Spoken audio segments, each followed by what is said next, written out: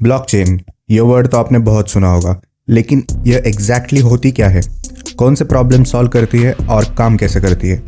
Blockchain नाम से ही हमें पता चलता है कि it is a chain of blocks जिसमें डेटा स्टोर किया जाता है। इस टेक्निक को पहली बार 1991 में खोजा गया था डिजिटल डॉक्यूमेंट्स को टाइम स्टैम्प करने के लिए, जिससे उनके साथ कोई छेड़खानी ना कर सके। लेकिन इस टेक्निक का किसी ने खास उपयोग नहीं किया। 2009 में सतोशी नाकामोटो ने इसका उपयोग अपनी क्रिप्टो करेंसी बिटकॉइन के लिए किया। बेसिकली ब्लॉकचेन एक डिस्ट्रीब्यूटेड लेजर होता है जो हर कोई देख सकता है।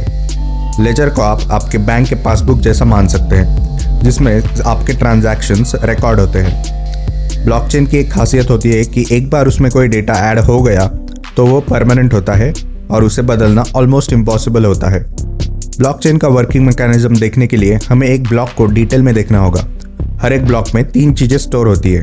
एक है डेटा, दूसरा उस ब्लॉक का हैश और तीसरा उस ब्लॉक के पहले वाले ब्लॉक का हैश। पहला है डेटा, जो किसी ब्लॉक में स्टोर किया जाता है।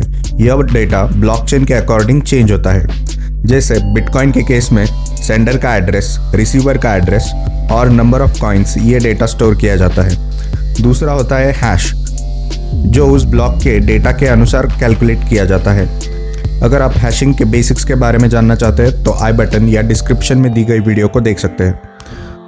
हैश को आप फिंगरप्रिंट की तरह मान सकते हैं, जो हर एक ब्लॉक के लिए यूनिक होता है। जब एक ब्लॉक बनाया जाता है तो उसका हैश भी कैलकुलेट किया जाता है, यानी अगर ब्लॉक में कुछ चेंज होगा तो उसके हैश में भी चेंज होगा। तो हैश का उपयोग हम ब्लॉक में हुए चेंजेस को डिटेक्ट करने के लिए कर सकते हैं। ब्लॉक में एक तीसरा एलिमेंट भी होता है, प्रीवियस ब्लॉक हैश, यानी इस ब्लॉक के पहले वाले ब्लॉक का हैश। यह एक तरह से एक चेन ऑफ ब्लॉक्स तैयार करता है। यही टेक्निक ब्लॉकचेन को सिक्योर भी बनाती है। फॉर एग्जाम्पल, अगर हम 3 ब्लॉक्स की चेन देखेंगे तो हर ब्लॉक में उस ब्लॉक का हैश और उसके प्रीवियस ब्लॉक का हैश होता है। तो ब्लॉक नंबर 3 ब्लॉक नंबर 2 की ओर पॉइंट करता है और ब्लॉक नंबर 2 ब्लॉक नंबर 1 की ओर पॉइंट करता है। लेकिन ब्लॉक नंबर 1 थोड़ा सा अलग है। यह ब्लॉक किसी भी ब्लॉक की ओर पॉइंट नहीं करता। ऐसा इसलिए है क्योंकि ब्लॉक नंबर 1 इस ब्लॉक का पहला ब्लॉक है। इसे जेनेसिस ब्लॉक भी कहा जाता है। मान लीजिए अगर किसी ने ब्लॉक 2 के डेटा के साथ छेड़खानी या फिर जिसे हम टैम्परिंग करते हैं वो की, तो उस ब्लॉक का हैश चेंज हो जाएगा।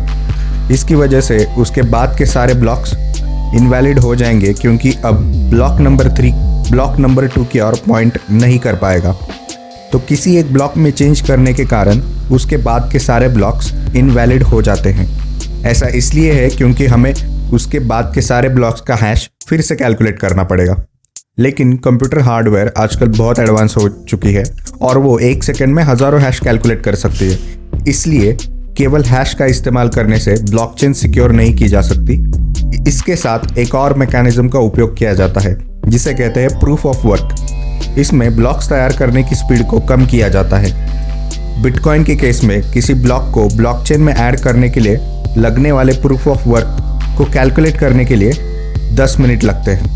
तो प्रूफ ऑफ वर्क बेसिकली एक क्रिप्टोग्राफिक पजल होता है। इसके बारे में हम डिटेल में किसी और वीडियो में देखेंगे, लेकिन अभी के लिए इतना समझ लीजिए कि इसकी वजह से ब्लॉक को टैम्पर करना इम्पॉसिबल हो जाता है, क्योंकि उसके बाद के हर ब्लॉक के प्रूफ ऑफ वर्क को कैलकुलेट करने के लिए 10 मिनट लगेंगे।